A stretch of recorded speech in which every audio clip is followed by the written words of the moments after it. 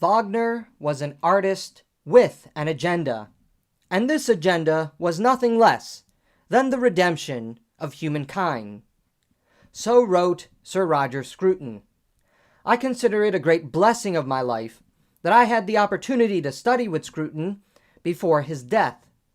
Despite Scruton's public reputation as a political theorist of conservatism, his grander works, and the works so lauded and loved by his many students and admirers, were on art, aesthetics, and music. And Scruton himself openly said his greatest loves were art, music, and literature. Scruton loved Wagner. The two were a match made in heaven, or hell, depending on your perspective and appreciation of irony. Before his death, Scruton was working on a manuscript on Wagner's Parsifal. It was published in the summer of 2020 and completed a sort of de facto trilogy of Wagner's great works by the eminent bard of aesthetics: Death-Devoted Heart, Sex and the Sacred in Wagner's Tristan and Isolde, The Ring of Truth, the wisdom of Wagner's Ring of the Nibelung, and Wagner's Parsifal, the music of redemption. In examining Wagner through the eyes of Scruton, we must ask ourselves, is there a link between Wagner's great operas, and if so, what is the message that has been lost in the politicization and the bastardization of Wagner's artistic agenda and the dumbing down of Western culture? We are all familiar with the story of Richard Wagner, at least the one that is often told. Among artists, especially in music, Wagner was an avid reader of philosophy. Young Wagner read Hegel and Feuerbach, and older Wagner developed a mentoring friendship with a young Friedrich Nietzsche before their falling out over Christianity, and the late Wagner would fall in love with his philosophical soulmate, Arthur Schopenhauer. While there is no hard evidence that the composer of Romantic mythology read Marx, many are tempted to see, especially the prologue of the Ring Cycle, as echoing Marxist sentiments concerning socio-economics and the nature of capitalism through the depiction of the realm of Nibelheim. The philosophical story of Wagner is one in which Hegel, Feuerbach, and Schopenhauer, and probably Marx, careen through the Wagnerian dramas in their own various ways, leaving their imprint on his magnificent works for those with the eyes to see and the ears to hear, to tease out. This story of a philosophical Wagner is one that Scruton also sought to tell, but he differed from the post-Shaw and post-Freudian and post-Jungian analyses of Wagner in a significant way. The philosopher who unlocks the mysterious dramas of Wagner is none of the above. Instead, it is the philosopher whose shadow looms large over the long 19th century in intellectual culture and philosophy, Immanuel Kant. In 1848, during the tumult of mostly failed revolutions that shook post-Napoleonic Europe to its core, Wagner was a passionate socialist and nationalist revolutionary who was forced to flee the Germanies for Switzerland. Having already started his composition of The Ring while under the spell of socialistic nationalism, the post-revolutionary Wagner entered his epiphany phase in life while in exile. Socialism had failed not for want of political will, but because socialism was antithetical to the human condition and the human soul. While The Ring still echoes with the traces of political criticism, Wagner shelved The Ring and began his inward turn to metaphysics, philosophy, and mythology, the very things that mere socialism rejected as gobbledygook nonsense, but that nonsense, that reality of human interiority, was the story that Wagner was now interested in. It is the post-political Wagner, the philosophic Wagner, that attracted the attention and admiration of Roger Scruton. Wagner's turn toward metaphysics and philosophy has long been seductive to philosophers before Scruton. Brian Magee, perhaps one of the finest public intellectuals of the past century, alongside Isaiah Berlin, and it's no surprise here that all three of these philosophers are English, also felt aroused by the power and the philosophical spirit of Wagner's music. In the Tristan chord, Magee writes, Wagner's significant movement was not from left to right, but from politics to metaphysics. Scruton follows in Magee's footsteps in eschewing the pedantic, politicized reading of Wagner as insufficient. The metaphysical Wagner is the king who needs deconstruction. Inevitably, any artist moved by the currents of 19th century German philosophy must necessarily start where the river begins, with the aforementioned great philosopher, Immanuel Kant. Kant features prominently in all of Scruton's writings, but especially so in his writings on Wagner. All of Scruton's commentaries on Wagner, Death Devoted Heart especially, The Ring of Truth, Wagner's Parsifal, and Understanding Music have Kant as a central or guiding peripheral spirit over the works. In particular, Kant's personal morality, theory of the person, and philosophy of self-consciousness, the transcendental unity of apperception, serve as the hinges to unlocking the music that has so puzzled and mystified audiences for over a century. If Scruton followed in Magee's footsteps by examining Wagner's shift from politics to metaphysics, we begin to understand Wagner's declaration that it is resolved to art to salvage the kernel of religion, inasmuch as the mythical images which religion would wish to be believed as true are apprehended in art for their symbolic value, and through ideal representation of those symbols, art reveals the concealed deep truth within them. In 1848, Wagner passionately believed politics, not metaphysics, could bring forth human salvation.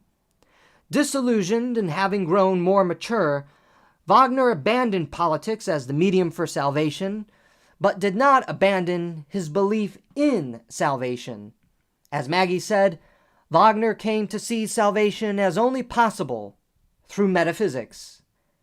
It is not that Scruton would disagree, but we might get even more specific on this metaphysical and salvation through myth motif and salvation through symbols that come to preoccupy the mature Wagner. It is not just metaphysics in an abstracted sense, but metaphysics in a very specific sense. What Scruton focuses on as being the core being of Wagner is love. Scruton writes that myth dawned on Wagner as a form of social hope. Additionally, that higher social hope, quote, occurs through love, which, in the brief moments when it denies the reality of the world and wills its own eternity, recreates, through in a higher and self-conscious form, the pure acts of praise, the Rheingold, which is our human salvation, end quote. Love, kindness, compassion is what Wagner's greatest operas try to communicate to all of us as the great social hope to bring forth the fruit of salvation and renewal that politics will always fail to achieve. And it is here that in reading Wagner's great trilogy that Scruton provides for us the drama of love, from Tristan and Isolde to The Ring, and finally to Parsifal. If love is the great theme that preoccupied Wagner, was there a change in Wagner's conception of love as our salvific force? In other words, does Wagner's treatment of love change from Tristan and Isolde through The Ring to its final form in Parsifal? In reading Scruton, the answer seems to be quintessentially philosophically so. Yes and no. Yes, in the sense that the eroticism that governs Tristan and Isolde, even Siegfried, to a lesser extent Brunhilde, seems to evaporate by the time we witness Parsifal in action. Not in the sense that Wagner's philosophy of love and persons is still the guiding spirit in all of those operas. Wagner does not renunciate the philosophy of love and persons, but yet he refines it over time. Moreover, the theme of love and love's renunciation of worldly power is the same in Tristan and Isolde, The Ring, and Parsifal. As such, we do see Wagner changing, if you will, his understanding of love through the dramas, but according to Scruton, this really represents more of a refinement of Wagner's understanding of love as he matures in time and with age, which is reflected in these three great operas. Thus, we come back to that question. Does Wagner's conception of love as our salvific force change? Yes and no. Yes, in the sense that certain dramas focus in on certain aspects of love, but no, in the sense that we can in fact see a line of progression, refinement, and maturation through the dramas as love moves from one form to the next over the course of his three greatest operas. The sexual love that permeates Tristan and Isolde is one born out of the codes of courtly love in Eleanor of Aquitaine's reign as Queen of England and France through the birth of the troubadours. Wagner situates the love of Tristan and Isolde in a brilliant pathology that is underscored by the music. The lack of a tonal center, best exemplified in Motive 15, is meant to capture the turbulence of destructive emotions, a pathology leading to inevitable destruction. As we listen, we know something is off. Meanwhile, the harmonic melodies, as in Motive 27, bring our lovers into unitive harmony with each other, offering an emotional respite and social hope in the midst of social chaos, scheming, and tyranny. The music brings us that feeling of serenity with the star-struck lovers, reminding us of the serene power of love in a dying world. Moreover, love is not something begotten. Love begets. Love is dependent on the other. Wagner unknowingly endorses St. Augustine's understanding of love and human persons. We are attracted to the object of our love as a lover who, also as a subject, reciprocates that love in an ever-flowing waltz of human joy, joy being the ultimate manifestation of the enchanted love between images of love. The climax of Tristan and Isolde, where Tristan cries out for Isolde as her ship appears over the horizon, her ship, encapsulates this desirous need of the other to complete the mystery of love. As Scruton writes, by pinning this cry of joy, as it were, to the mast of Isolde's ship, Wagner helps us to envisage the utter dependence of Tristan on Isolde's arrival, and the total fusion in his emotions of the life that she is bringing with the death that he craves. In their dynamic, loving relationship as subject and object, the very subject-object dualism that preoccupied Kant, the love that governs Tristan and Isolde is also the highest manifestation of their freedom. Tristan's love for Isolde and Isolde's love for Tristan breaks down the artificial barriers of the political.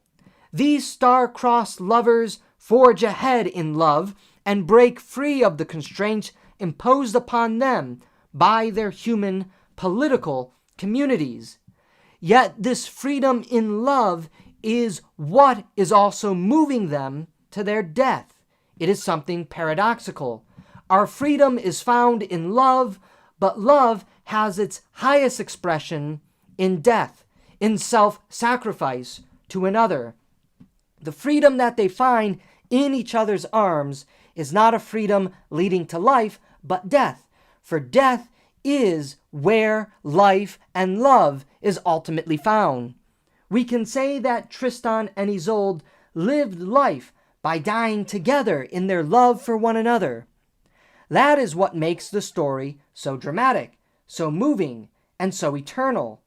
What Tristan and Isolde experienced and lived by is the highest aspiration of the human heart. And if you know your St. Augustine well, all love is divine, and love itself is sanctifying and redeeming, even when love doesn't produce new life, but death.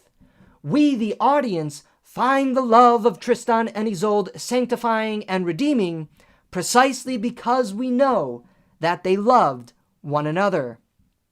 The erotic love that liberates Tristan and Isolde is one that also brings out the fullness of their personalities and particular beings. And here is again the tremendous Kantian influence through Hegel and the other German philosophers that Wagner read. It is love that brings out our personality, our very being of existence. Trapped in their respective political communities, they are nothing more than cogs in the machine. Politics enslaves, and this is the reality that the youthful Wagner in his socialistic days failed to realize. It is only in metaphysics, and more specifically in love, that freedom is found. Once liberated from those bonds through their mutual love for each other, each is individualized for a higher end, the end of love, the Kantian kingdom of ends. Tristan loves Isolde as Isolde and is completed by Isolde, and Isolde loves Tristan as Tristan and is completed by Tristan. As Scruton writes in a grand Kantian revision of erotic love is essentially individualizing. Its intentional object is the irreplaceable incarnate subjectivity of the other, as he is in himself, irreducible to his attributes or to any characteristic that he might share. Such indeed is the meaning of the love shared by Tristan and Isolde, which sets up the whole drama in motion. And again, this is because love is motion, love is movement. Furthermore, Scruton writes that sexual virtue does not forbid desire. Rather, it makes true desire possible by reconstituting the physical urge as an interpersonal feeling. And this too is taken through a long understanding of the philosophies of love, inherited by Christianity and German idealism. Love, when it is only directed to the self, is lust. But love, when it transcends the self and finds fulfillment in the other, is redeeming and personalizing. Underneath the current of Scruton's reflection on Tristan and Isolde is the timeless commentary on the danger of love in relation to the political. Are love and politics antagonistic foes? In Tristan and Isolde, the answer is an undeniable yes. Love is not only incomprehensible to the political, love threatens the political. The love between Tristan and Isolde threatens the marriage arrangements that have been made for them. Their love threatens to destabilize the world of contracts, oaths, and politics. Yet why do Tristan and Isolde have to die? They have broken their oaths. As such, they are now sacrificial outlaws, existing in their love outside the bounds of the political community that they once formerly found themselves members of. But their love does not lead to resentment, but renewal. The love that Tristan and Isolde share for each other becomes something aspirational for all of us. Love is worth dying for because love is paradoxically worth living for. And this, as mentioned, is the great paradox of love. Love, not politics, is the highest manifestation possible for human freedom and sanctification. In the erotic, the totality of the human condition makes itself known, not in politics. It is the precious heart of the erotic that Wagner latches onto in Tristan and Isolde and sails to the gates of eternity with. As Scruton poignantly concludes, through their sacrifice, Tristan and Isolde restore belief in our human potential and renew in us the will to live. Hence, the redemption of the lovers in death is also a renewal of the community in life. After all, despite all that has transpired, love, betrayal, reunion, and death, the political forces threatened by the love of Tristan and Isolde do not erupt in conflict, but embrace a serene new beginning, inspired by their example. This theme of star-crossed lovers is also the cornerstone of the ring cycle. But whereas Tristan and Isolde dramatize love between humans, the ring dramatizes the love between a divine and a mortal, and how, in choosing love, we choose mortality instead of the cold indifference of Valhalla and its bastardized child called politics. Of all of Wagner's operas, none have been as polarizing as The Ring. Is it a political opera? Is it an erotic opera? Is it a philosophic opera? Is it about the end of the world? Is it about the renewal of the world?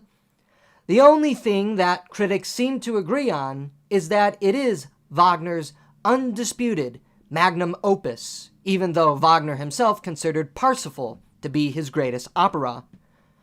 Scruton understands the essence of the ring cycle, changing from its original conception from its Feuerbachian beginnings, as pitting power and love against each other in a more dramatic way than we even witnessed in Tristan and Isolde.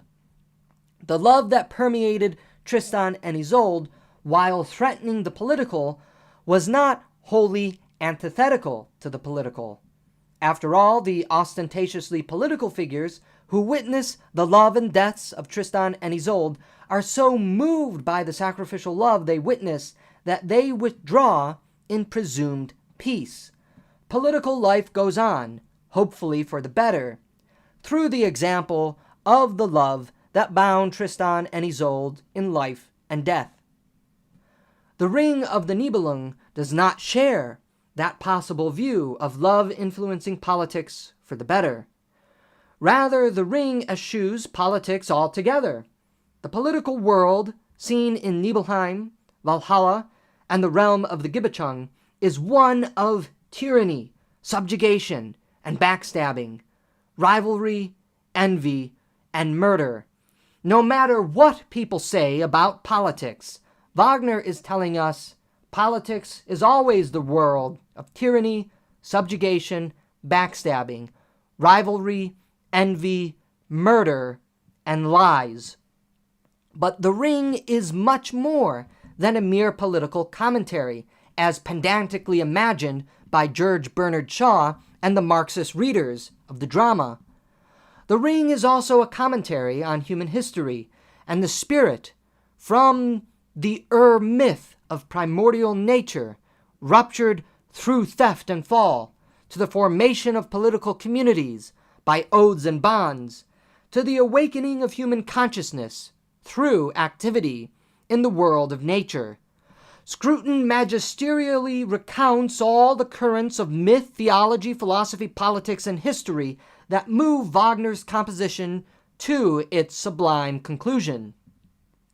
Yet The Ring unmistakably bears the print of Wagner's metaphysical shift away from politics. One must renounce the world of the political to find love. This is seen even in the relations of the gods, where Odin and Fricka grow cold toward each other after the construction of Valhalla, and the cascading series of events that drive Sigmund and Sieglinde to their deaths, Brunhilde to her renunciation of divinity for the joy of mortal love with Siegfried, and the love and betrayal of Siegfried, which ruptures all the relationships he forged in the world during his short, youthful, and impetuous life. What began in bliss and hope in the world that Wotan was trying to create, the Rhine Maidens, the construction of Valhalla, ends in blood, death, and an immolating fire. Moreover, the nature of love is refined over the course of the opera. We witness erotic desire in Alberic's lust after the Rhine Maidens, which spirals into Alberic's forsaking of love to gain possession of the gold from which he forges the ring. Erotic desire, without the forsaking of love for power, manifests itself in sexual union in the Valkyrie, between the siblings, Sigmund and Sieglinde. So powerful and moving is the moment of compassion turned toward sexual ecstasy that Scruton even writes, "For erotic love, at its highest, is neither sensual delight nor domestic harmony, even if both are in some way implied in it. At its heart lies sympathy, and the sense of the absolute value of the individual, to whose being the lover is attached, and whose sufferings he suffers in turn. Such is the love between mortals, the love between Sigmund and Sieglinde, and it is a higher and nobler thing than the love enjoyed by the gods, or the conventional tyranny of the hearth, since it involves a gift of the self, and a readiness to sacrifice self for other. Moreover, the capacity for this kind of love is the greatest gift of personality, and without it, our journey into freedom will be incomplete." Furthermore, echoing his sentiments of erotic love in Tristan and Isolde, the object of erotic love is not the abstract man or woman, nor even the attractive instance. It is that thing we address as you and know as I, the individual self, which confronts the other from that strange horizon where no one can go. Anyone familiar with the philosophy of Kant, and especially Fichte, will see that influence here in the ring cycle. Despite the beautiful intoxication of erotic lust to erotic love from Das Rheingold to the Valkyrie, the second part of Wagner's operatic masterpiece still reveals the limits of erotic love as a salvific force. Sigmund and Sieglinde die. Fricka enforces the contract against incest. Punishment is, therefore, enforced by the gods. But not before Brunhilde aids Sieglinde, inspired by an act of love, from which the hopeful Savior Son is born with the first stirring rendition, one of only 2 instances when the leitmotif redemption through love is heard. Yet the love manifested by Sigmund and Sieglinde, that interpersonal and subjective love born of erotic desire, in contrast to Alberic's erotic lust, is not enough to bring forth the salvation of the world and the renewal of nature. Siegfried, the begotten child of sublime wonder, from Sigmund and Sieglinde's love, is the new subject on whom the fate of the world and the gods, most especially Wotan, seemingly rests. Siegfried is sheltered by Mime, Alberic's banished brother, but Mime has not abandoned the terrible spirit of Nibelheim in the woods of the Rhine. Mime does not love Siegfried. He merely wants to use him to gain the treasure hoarded by the fratricidal giant-turned-dragon Fafnir. In a drama of awakenings, Siegfried is awakened to consciousness through his wilderness frolics and observation of nature in the most Hegelian of all the operatic parts in Wagner's masterpiece. Siegfried's heart is wounded by absence, the absence of parents, the absence of a lover, the absence of personal recognition denied to him by Mima, who treats him as a mere object to his own desire. Siegfried's wounded heart of absence is the absence of love. Siegfried eventually forges the shattered sword back together, slays Fafnir, kills Mima, liberates himself from the spell of Nibelheim, and defeats Wotan, disguised as a mystic wanderer, to find a slumbering Brunhilde who has been punished for her solidarity with Siegmund and Sieglinde from the preceding act. Here, Brunhilde is awakened by the simultaneous fear and the appetite of intention that compels Siegfried to kiss the Valkyrie turned mortal woman and free her from her trance. She is awakened by the free love that was promised to her as her liberative spirit. Love has resurrected Brunhilde, and love has united Siegfried with a lover, a companion, and a subjective person, the very subject of love and love itself he had been seeking during his own acts in the forest. In Siegfried, erotic yearning unites two as one in the most sublime and beautiful awakening of human consciousness, the full flourishing of human subject persons, brought to the fullness of life through their interpersonal love for each other. But the world of the Gibichung, the mortal world of human politics and scheming, betrayal and lies, is soon to intervene and destroy this romance of life and resurrection. As a token of their love for each other, Siegfried gives Brunhilde the ring which he had acquired from slaying Fafnir as a sign of their love. Having shattered Wotan's spear of governance, the gods are frozen in a trance, and the human world becomes the center of all the action in Götterdämmerung. The gods are still waiting for the free hero to return the ring to the Rhine, and we are left believing, so far, that Siegfried is that hero. So Siegfried, having freed Brunhilde and departed to Gunther's hall, is about to become ensnared in the pursuit of power that forsakes love, as it always has throughout the opera.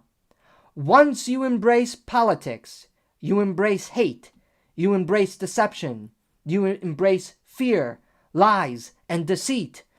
To live a political life, as Siegfried is about to do, is to renounce love itself. Brunhilde, meanwhile, rebukes her Valkyrie sister, who visits and implores her to forsake the ring that Siegfried has given her and return it to the Rhine to free their father and the rest of the gods. Brunhilde, however, is so moved by Siegfried's love, as well as the love she witnessed between Sieglinde, that to renounce the world of divinity and live in the mortal world of human love is what she opts for. Scruton writes of this particular moment, this remarkable moment. Brunhilde berates her sister, saying that one flash of the ring's sacred luster is more to her than the eternal joy of the gods, for it shines with the blessing of Siegfried's love, and the music conveys the substance of this blessing, with the theme of Wotan's second bequest, that of world inheritance. The world inheritance that Brunhilde desires, that is represented by the ring, is the inheritance of love. We are meant here to be awed by the majesty and power of love. Siegfried has freed Brunhilde from her captivity. Brunhilde has rebuked her family, even her father Wotan, who loved her more than all for the love offered by Siegfried. Yet the first monumental betrayal occurs after these grand moments of love. Brunhilde is confronted by Siegfried in the shape of Gunther, wearing the Tarnhelm and drugged by the wine of forgetfulness. He seizes the ring for the machinations of Hagen. The cry for revenge rings out. The love we have just witnessed has been betrayed, even if somewhat unknowingly so on the part of Siegfried. Siegfried, Gunther, and Hagen, along with Gutrune, are now scorned by Brunhilde, and they form a cadre of persons caught in the drama of love, politics, scheming, deceit, and lies, and our protagonists hastily move toward their eventual demise. If Siegfried was a dramatic act of awakenings, Götterdämmerung, as Scruton notes, is an act of awakenings to betrayals. The betrayal of Gunther and Gutrune upon Siegfried as they drug him with the wine of forgetting, spurred on by Hagen, the betrayal of Brunhilde by Siegfried, the betrayal of Siegfried and Gunther by Hagen. Before the infamous murder of Siegfried, the free heroic son has the opportunity to cast the ring back into the Rhine.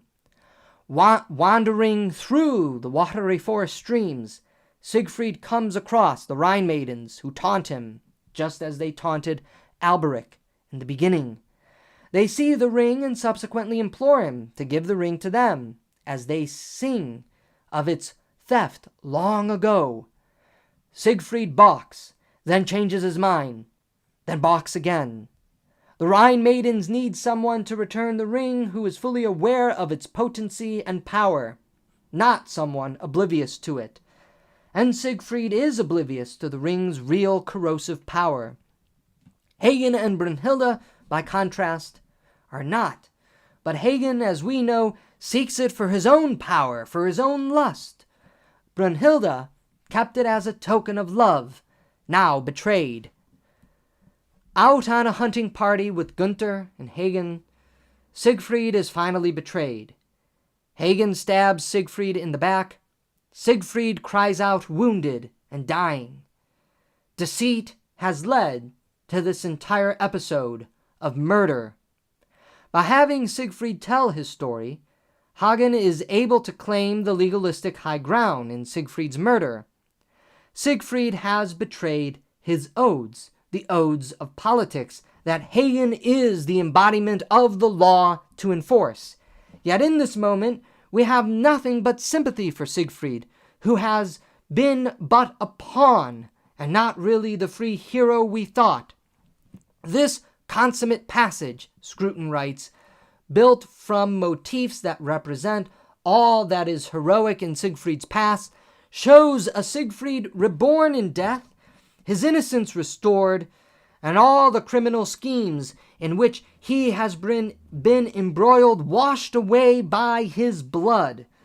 In some way, the music both rescues Siegfried's character in our eyes and also casts a new light on the entire story. We subsequently listen to the immortal funeral march that remains a staple of Wagnerian music. In Gunther's hall, the final unraveling occurs. As Hagen approaches Siegfried's corpse to seize the ring, the hero's hand rises up in a flashing horror that startles the half-Nibelung. Brunhilde enters and pieces together all the pieces of the scheming and politicking puzzle. This politics of deceit and lies, she realizes the truth. She accosts her abusers and importantly forgives Siegfried. Hagen kills Gunther in the ensuing scuffle. Brunhilde takes the ring as a moment of restoration of her love for Siegfried in the midst of all the lies that has produced the chaos of death. Brunhilde, filled with a renewed love, turns to the Rhine maidens to return the ring and restore the world. She renounces its power and curse and pledges her love to Siegfried once more in the most sublime moment of the entire opera as she rides into a funeral pyre to immolate herself with her husband. Siegfried, Siegfried, look! Your wife comes to greet you in eternal bliss. She rides into that immolating fire to consummate her love with Siegfried in eternity. As the second and final time, the leitmotif, redemption through love, sounds triumphantly for all to hear. The ring is now returned. Hagen leaps to his death for power rather than love, as witnessed in the contrast with Brunhilde, and fights with the Rhine maidens as they swim to the bottom of the Rhine, drowning the power-hungry beast in the process. Politics does not bring salvation. At the end of Götterdämmerung, Scruton gives us his poignant and insightful appraisal of all that has transpired. Throughout this cosmic coda, the orchestra takes the various motifs associated with the end of the gods, with the Rhine, with Loga and Valhalla, and resolves them first in the motif of Siegfried as hero, and then in the melody of Sieglinde's blessing, recalling the holiest moment in the cycle, when a god sacrificed herself for a mortal, and the mortal understood. That, we now recognize, was the moment when all machinations were forgotten, when the feminine triumphed, and the world was turned towards its end. When you read that passage from Scruton, anyone familiar with Christian theology should recognize what is being communicated. When a god sacrificed himself or herself for a mortal, and the mortal understood, that understanding of sacrificial love, when divinity, love itself, gave itself to mortal beings, is what brings about the renewal of the world. According to Scruton, the highest freedom that Wagner sought to express in The Ring was the freedom of sacrificial love, begotten from erotic subjectivity and liberation, as witnessed principally through Brunhilde, but also Siegfried. After all, it was Brunhilde who was so moved by the love shown by Siegmund and Sieglinde that she disobeyed the gods and threw in her lot with mortal lovers. It was Brunhilde's want for love that caused her punishment and liberation by the love of Siegfried. It was Brunhilde's love for Siegfried that led to her to renounce the ring and leap into the immolating fires to join her beloved in eternal bliss. Brunhilde's sacrifices, the sacrifices that she made all throughout the opera, are a testament to her love and freedom, because again, the highest expression of freedom is found in love.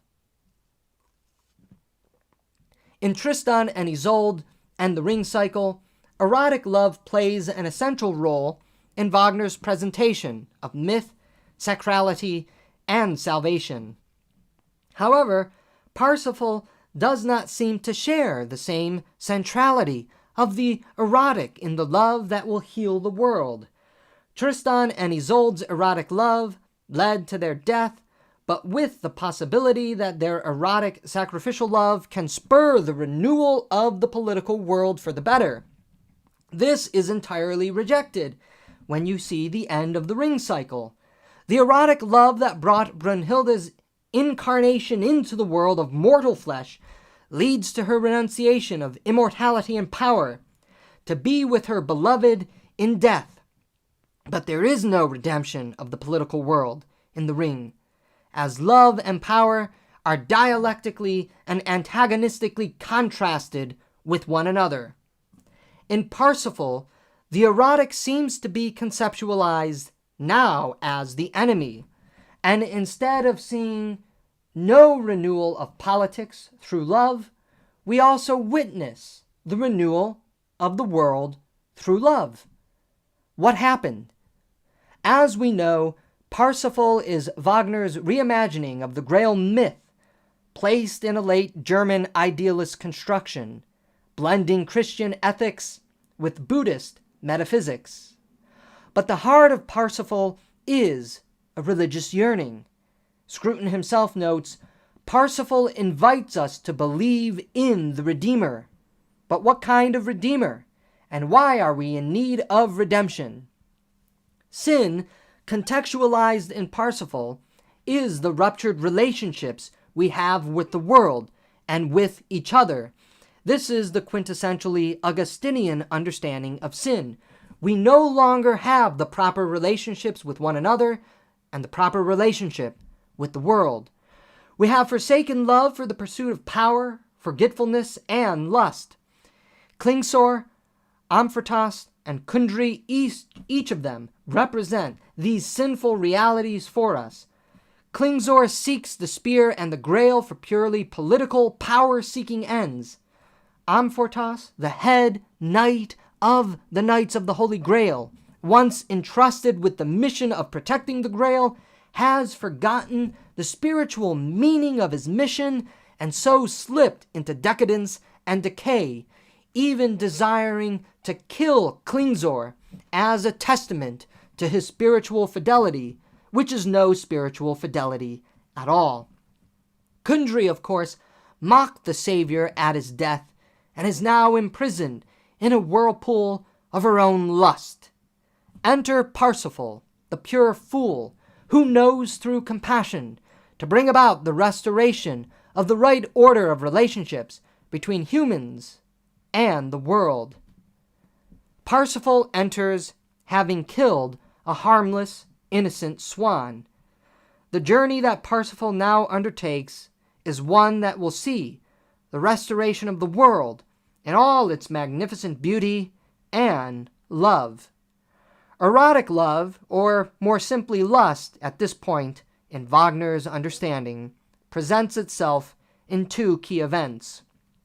First is with the flower maidens, who have defeated many a Grail knights with their sultry spirits and voluptuous bodies. Yet Parsifal perseveres through the temptations of the flower maidens. Then he encounters Kundry in the castle of Klingsor. Kundry desires the kiss of Parsifal to extend her sin to the heroic knight, but also to tempt his chastity, and so, she believes, be redeemed by his purity. In her frenzy, Scruton writes, she lays bare her soul for Parsifal's compassion, longing for the love that would wipe her agony away, to lie weeping on the breast of the one whom I once despised, she cries, for one brief hour with him, with you, united, cleansed, and redeemed. According to Scruton, Wagner masterfully orchestrates a brilliant revision of the love-lust dichotomy begun by St. Augustine. If we return to Tristan and Isolde and the ring cycle, erotic love is the love that reveals the full subjectivity of persons. While this is wholesome and endearing in the budding love between Tristan and Isolde, we see the darker side of this dialectic in the ring cycle, especially with Alberic, and the erotic scorned into revulsion and hatred through Brunhilde's betrayal. Erotic love does reveal the totality of the human soul in this moment in Parsifal, between Kundry and Parsifal. Kundry's conflicted sentiments, her desire to force her misery onto another, her desire for redemption, are all revealed in her kiss to Parsifal. We have beauty, we have revulsion, we have ugliness, we have redemption. Likewise, Parsifal's chastity is not succumbing to the darker motive forces of Kundry's kiss, of seduction, utterly eviscerating the sinful side of Eros in the process, and washes her clean of sin and brings forth her redemption, healed by Parsifal's chaste compassion. Kundry's eroticism reveals the magnanimity of Parsifal.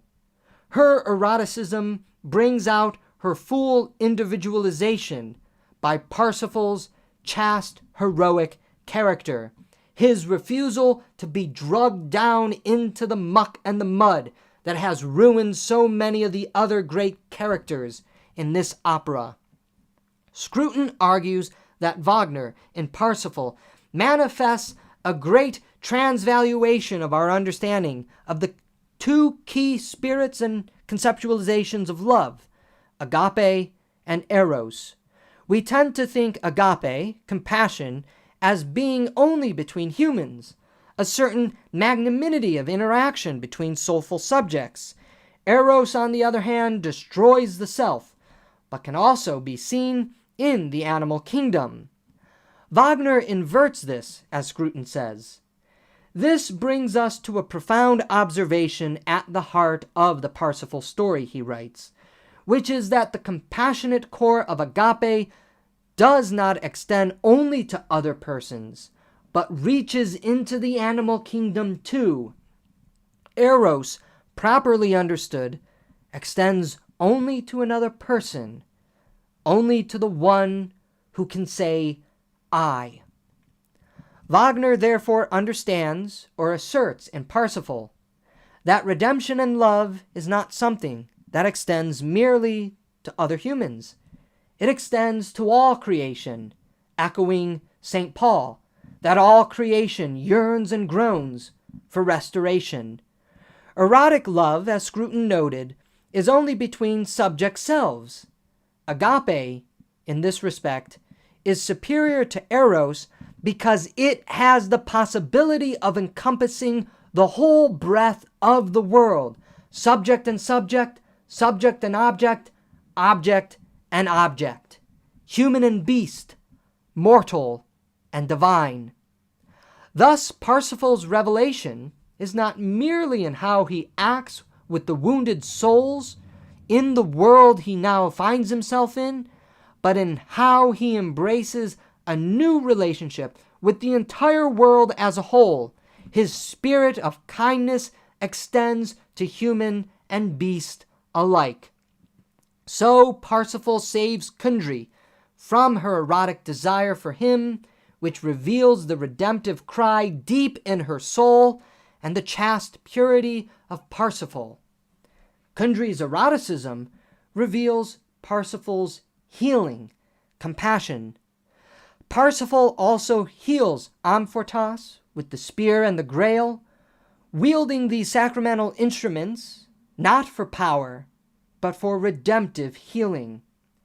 Having restored the right relationships of human action and relations to each other and to the world, the dove descends on Parsifal as the symbol representing our renewed relationship not merely with one another, but with the entirety of creation. Compassion to humans, compassion to nature, has revealed itself in total redemption. Wagner might well have agreed with St. Paul that the whole creation groaneth and travaileth in pain, together until now. The love that Wagner comes to celebrate in Parsifal moves beyond the erotic, which was celebrated in Tristan and Isolde and The Ring. It does not, however, dispense with it, as we have just shown. Rather, the erotic aims for compassion in love. Our deepest desire seeks compassion and loving kindness in the arms and in the kiss of another person.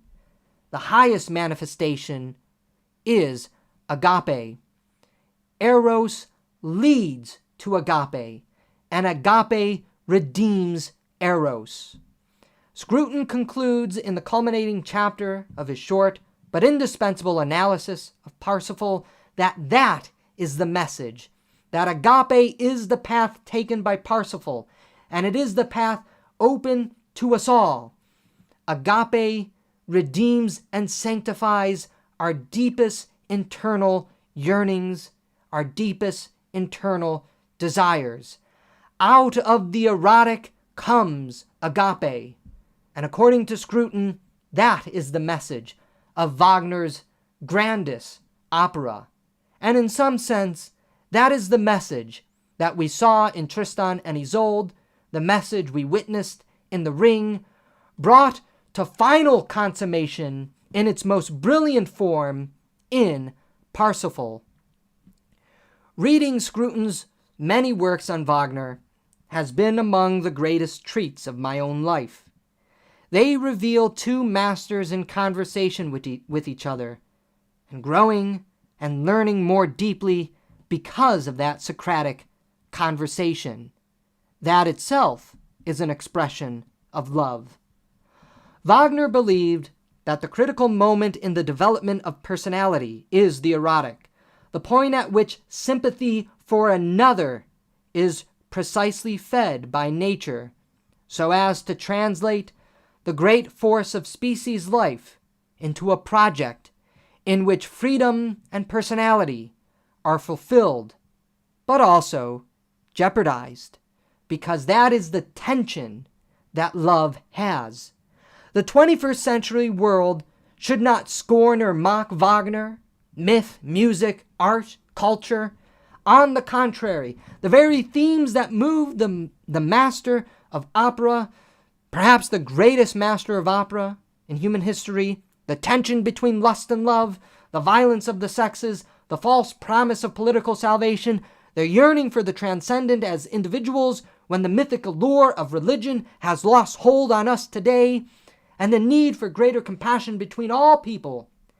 That is the highway to freedom, love, and serenity in life, the freedom, love, and peace we are all seeking. Richard Wagner was an artist with an agenda. Wagner sought to re-enchant the world with the mystic spirit of love that has driven the best which has been thought and said in the world, and the best of human excellence and ingenuity. Since the mid-20th century, Wagner has fallen into demystification himself. The Wagnerian world is now a cruel parody of what it once was and what it offered. Yet if Wagner was an artist with an agenda, we can also say that Scruton was an artist with an agenda. He followed in the footsteps of Wagner in pursuit of re-enchanting the world with the spirit of love. Scruton attempted to re-enchant Wagner for the 21st century, and any reader of Scruton's writings on Wagner cannot help but feel he came oh so close to achieving the unachievable fight that we are all called to wage for the salvation of our souls.